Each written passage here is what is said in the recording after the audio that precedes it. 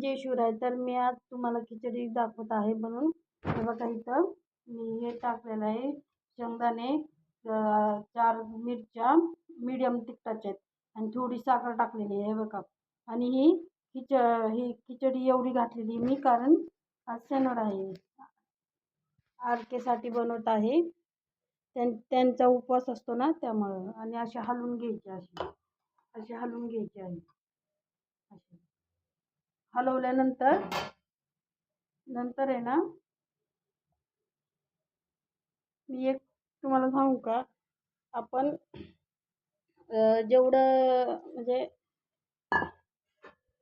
आपण सुगरण केव्हा होतो, जेव्हा गॅसवर किंवा इकडे तिकडे जास्त सामान असतं तेव्हाच म्हणतो सुगरण. हे बघा असे हलवून घ्यायचे आहे.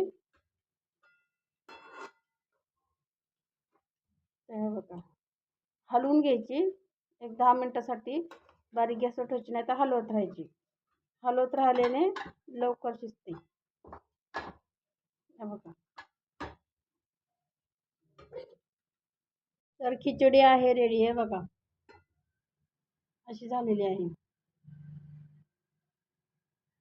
तर ह्यात मी खोबरं, शेंगदाणे आणि 4 मिरच्या टाकल्यात, ते पण मीडियम तिखटाच्या, आणि थोडी साखर आणि एक मोठा बटाटा टाकलेला आहे.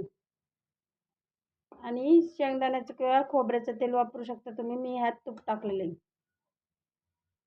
आणि ही कंटिन्यू हलवत राहिली ना खिचडी, तर मग ती ट्रान्सपरंट होती. कारण कंटिन्यू हलवायची, पण ते अशी हलवायची की थोडीशी अशी पण राहिली पाहिजे. अशी तर तुम्हाला पांढरे पांढरे दाणे दिसत असतील तर ती अशी मंदिरातल्यासारखी लागते. मग खूप छान लागते अशी. जास्त शिजलेली खिचडी आणि ट्रान्सपरंट खिचडी मला आवडत नाही जास्त. आमच्या घरात कोणालाच आवडत नाही. रामकृष्ण हरी.